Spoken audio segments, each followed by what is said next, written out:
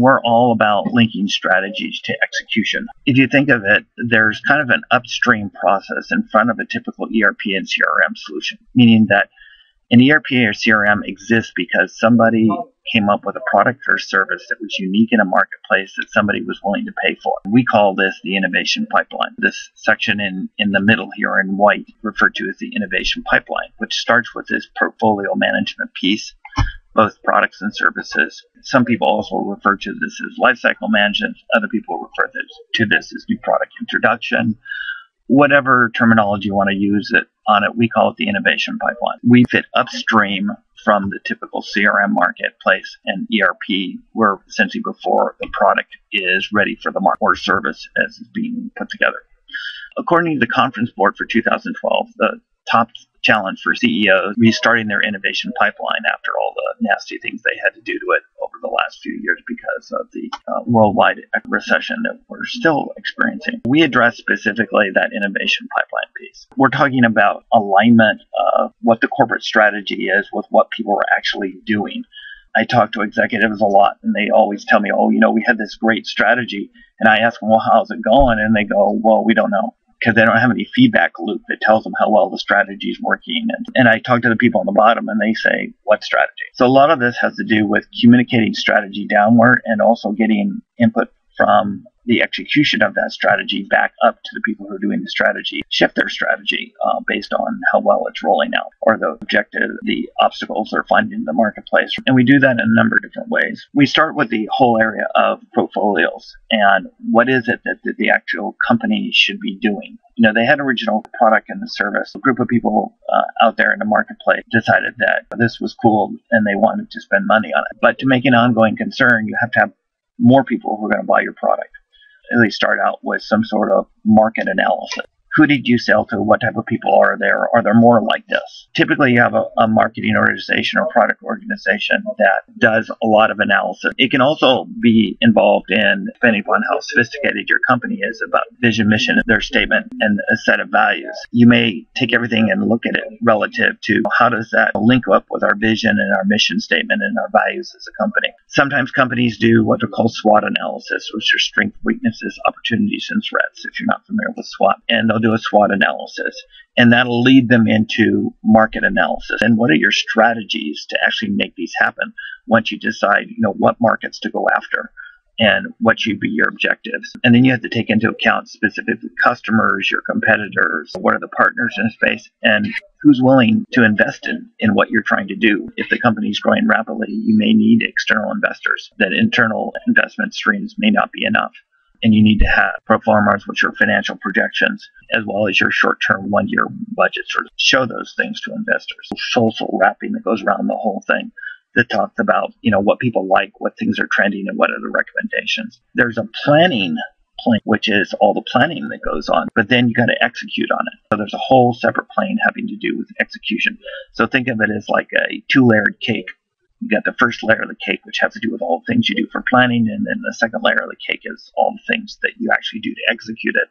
There's a feedback that needs to happen between that execution and that planning as well. From a CIO's perspective, one of the challenges for that part of the organization becoming more and more a priority for CIOs. Where do you add value to the business? The concept of value. A CEO looks at it from like a revenue or from earnings per share. But a CIO has to look at it from the standpoint of business value. How am I adding business value? More and more of it has to do with the customer, where the customer used to be a long way from the CIO. It is now at front door. They're running e-commerce sites. They're running help desk sites, which are directly used by customers. They have to be a part of the whole customer experience solution, and they have to understand how they add value. We also incorporate with a higher level concept beyond the innovation gap. Most people, when they think about innovation, they think about research and development. Those are the people who do innovation. I'm familiar with Robert Kaplan's work on strategy maps. He's brought this whole concept of value creation. You've probably heard of the value chain, which usually refers to supply chains methodology, but this concept of that every place in your company should be adding value to the business. This strategy map that I show here in the middle is an example of the value creation map. This gives you a way to holistically look at the entire organization and look at where are you creating value? And what are you doing to create value?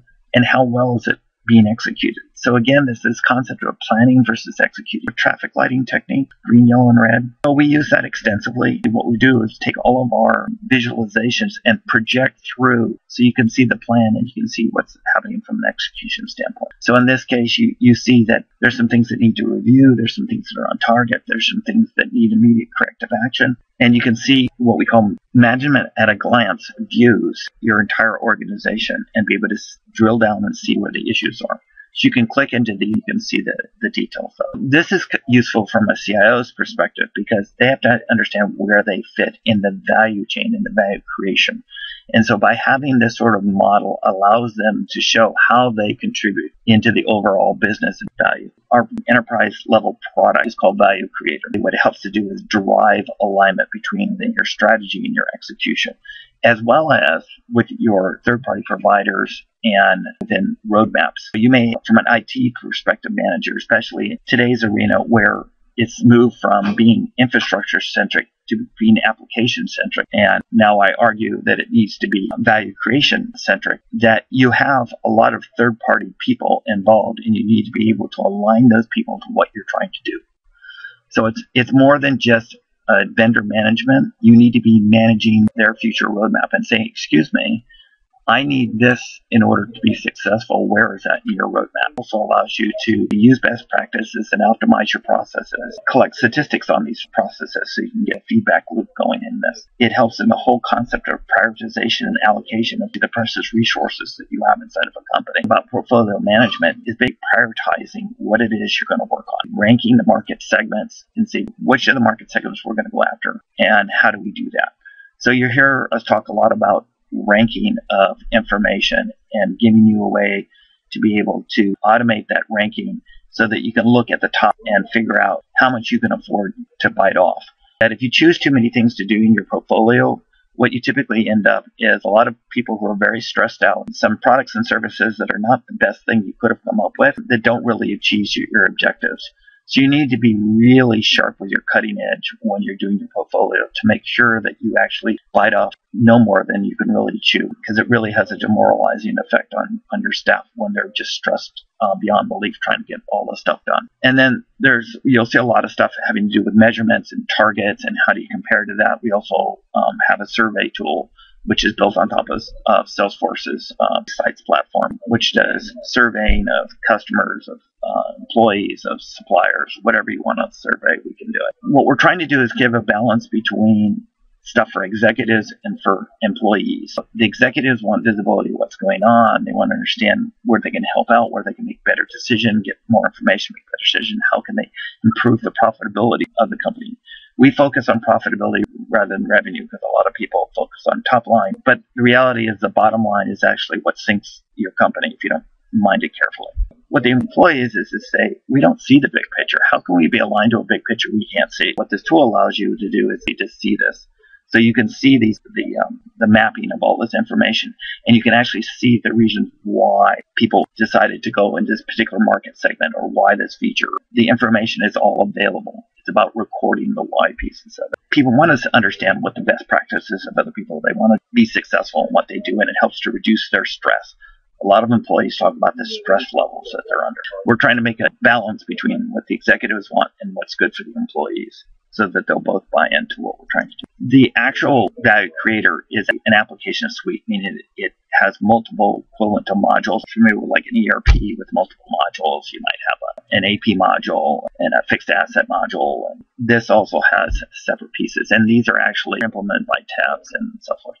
But you can see the breadth of everything. This is actually, from an object perspective, this is as big as your CRM. It's a suite. So one of the things that we did recently is we actually broke it up into professional edition. So there's now Value Maximizer and Value Strategizer, which are two separate pieces, plus Value Propagator, which is a rules engine that allows you to do the ranking and the statusing pieces. It has other applications because it's a generalized rules engine.